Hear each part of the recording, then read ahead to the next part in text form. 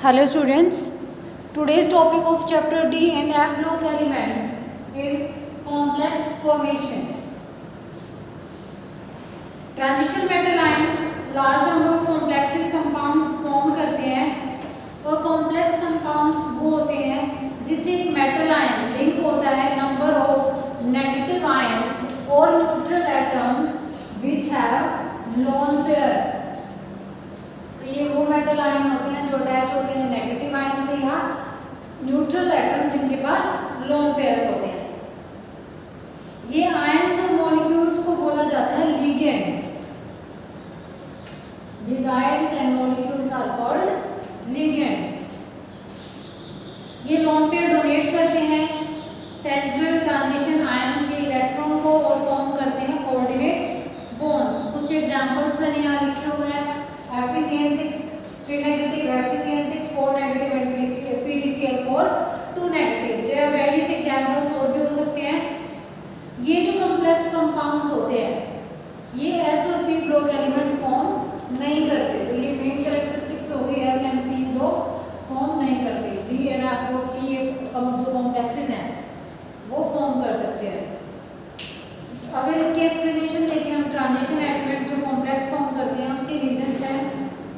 सबसे पहला है स्मॉलर साइज होता है मेटल आयंस का. Second is high ionic charge and third reason is वहाँ पर वेकेंट डी ऑर्बिटल प्रेजेंट है और ये ऑर्बिटल्स एक्सेप्ट कर सकते हैं जो लोन पेयर डोनेट करेंगे लिगेंड्स उनको.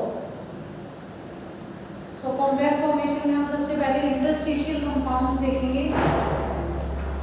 इंटरस्टिशियल कंपाउंड्स में क्या होगा, जो ट्रांजिशन मेटल्स होते हैं वो large number of interstitial compounds बनाते हैं जिसके अंदर स्मॉल एटम्स जैसे कि हाइड्रोजन, कार्बन, बोरोन, नाइट्रोजन, तो उनकी जो एम्प्टी स्पेसेस होती है या इंटरस्टिशियल साइट्स होती है या इंटरस्टिशियल वॉइड्स जो आपको दिख रही है ये स्पेसेस जो होते हैं इनकी जगह कौन ले लेता है, ये स्मॉल एटम्स. हाइड्रोजन हो सकता है, कार्बन, नाइट्रोजन, बोरोन, ऑक्सीजन.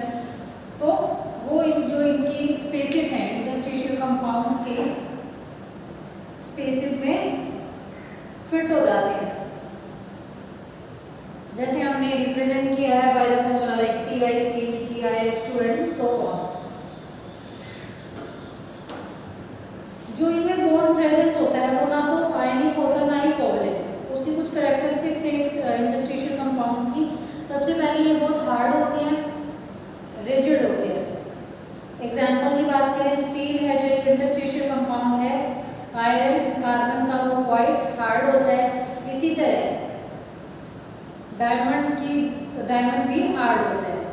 इनका हाई मेल्टिंग पॉइंट होता है जो प्योर मेटल से ज़्यादा होता है. कंडक्टिविटी शो करते हैं प्योर मेटल की तरह और एक्वायर करते हैं केमिकल इनर्टनेस.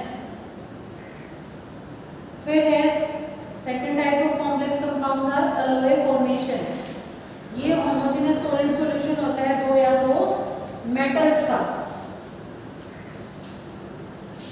जो ऑब्टेन होता है सबसे पहले कंपोनेंट्स को मेल्ट करेंगे हम, उसके बाद उनको कूल करेंगे. जो फॉर्म्ड होती है मेटल्स जिनका एटॉमिक रेडियस डिफर करे not more than 50% of the atoms of one metal, वो इजीली पोजीशन ले सकता है क्रिस्टल लैटिस में. अब जो ट्रांजिशन मेटल्स में सिमिलर एटॉमिक रेडियस होता है और अदर कैरेक्टरिस्टिक्स होता है तो वो अलॉयज बहुत जल्दी बना लेते हैं. अलॉयज की कैरेक्टरिस्टिक्स देखें वो हार्ड होते हैं, हाई मेल्टिंग पॉइंट होता है और मोर रेजिस्टेंट होते हैं टू कोरोजन. अगर हम कॉमनली यूज्ड देखें अलॉयज वो है ferrous alloy, metal chromium, vanadium, molybdenum, tungsten and manganese. और ये यूज किए जाते हैं in the formation of alloy steels and stainless steel. तो इन दोनों के इंटरस्टिशियल के और अलॉय फॉर्मेशन के यहाँ पर डायग्राम बनाए हुए हैं. These vacant spaces are the interstitial voids जिसमें ये एटम्स क्या होते हैं स्पेस अपना फिट हो जाते हैं लैटिस के अंदर. अगर हम अलॉय फॉर्मेशन की बात देखें तो वो जो एटम जिनका एटॉमिक रेडियस ऑलमोस्ट या फिर 15% से ज़्यादा डिफर नहीं करता वो क्या कर लेते हैं यहाँ पर स्पेस ले लेते हैं. ये है एटम्स ऑफ मेटल M और ये M डैश का आ गया जो जहाँ पर वो फिल होंगे क्योंकि हमने बोला होमोजेनस सॉलिड सॉल्यूशन ऑफ 2 और मोर देन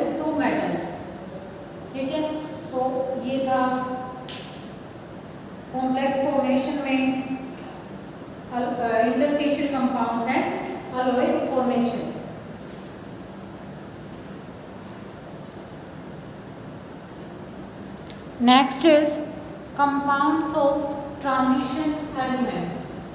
फर्स्ट हम बात करेंगे ऑक्साइड्स की।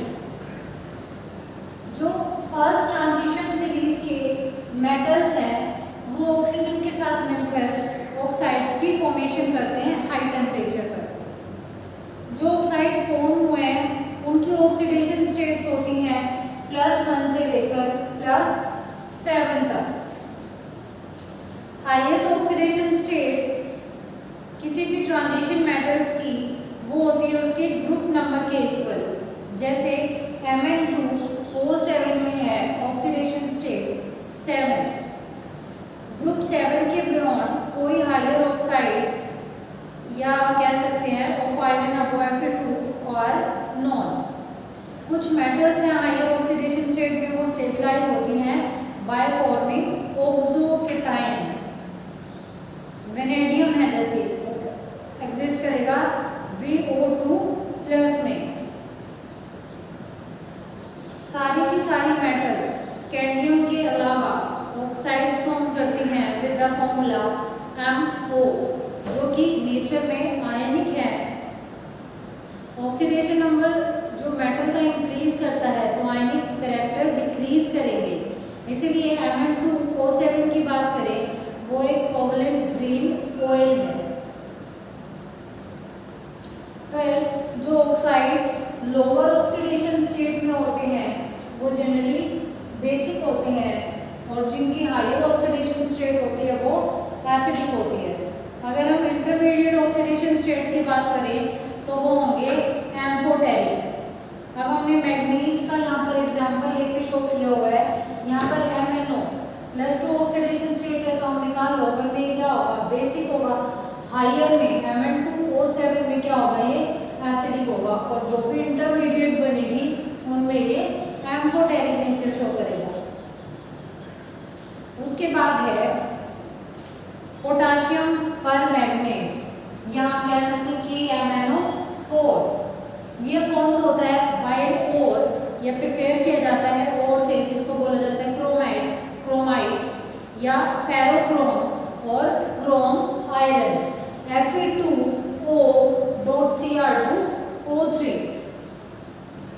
तो ये सोर्स से इसको तैयार किया जाता है। तो कैसे हम करेंगे, सबसे पहले सोडियम क्रोमेट की प्रिपरेशन करेंगे। इसमें ओर को फाइनली पाउडर किया जाएगा, मिक्स करेंगे हम उसको सोडियम कार्बोनेट के साथ और क्विकलाइम, और फिर उसको रोस्ट कर देंगे। ठीक है, हमने ये लिया क्रोमाइट लिया, इसको सोडियम कार्बोनेट के साथ और क्विकलाइम के साथ मिक्स करके इसको हमने क्या किया, रोस्ट कर दिया। मतलब हम हीट करेंगे जब तक रेडनेस नहीं आ जाती फर्नेस पर with free exposure to air, जहाँ पर सोडियम क्रोमेट जो येलो कलर है वो फॉर्म्ड होगा और कार्बन डाइऑक्साइड इवॉल्व हो जाएगी। तो आप यहाँ पर देख सकते हैं क्रोमाइट और लिया था हमने, तो इससे क्या बन जाएगा सोडियम क्रोमेट और फेरिक ऑक्साइड। ये फेरिक ऑक्साइड निकल जाएगा, कार्बन डाइऑक्साइड इवॉल्व हो जाएगी और हमें क्या मिल जाएगा सोडियम क्रोमेट। तो सबसे पहले हमने सोडियम क्रोमेट बनाया। सेकंड स्टेप इज हम इस सोडियम क्रोमेट को कन्वर्ट करेंगे इनटू सोडियम डाइक्रोमेट। इसको हम सोडियम डाइक्रोमेट में कन्वर्ट करेंगे। जो फिल्ट्रेट हमें मिला है जिसमें सोडियम क्रोमेट सॉल्यूशन था उसको ट्रीट करेंगे हम सल्फ्यूरिक H2SO4 एसिड के साथ, जब सोडियम क्रोमेट कन्वर्ट हो जाएगा सोडियम डाइक्रोमेट से। उसके बाद थर्ड स्टेप होगा सोडियम डाइक्रोमेट का कन्वर्जन पोटाशियम डाइक्रोमेट में K2Cr2O7 में।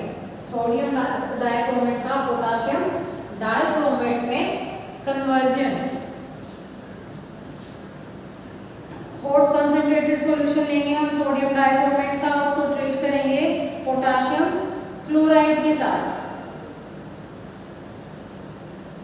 तो ये था पोटाशियम परमैंगनेट, या हम कह सकते हैं ट्रांजिशन एलिमेंट्स के हमने कंपाउंड्स पढ़ा, oxides and potassium permanganate. Thank you.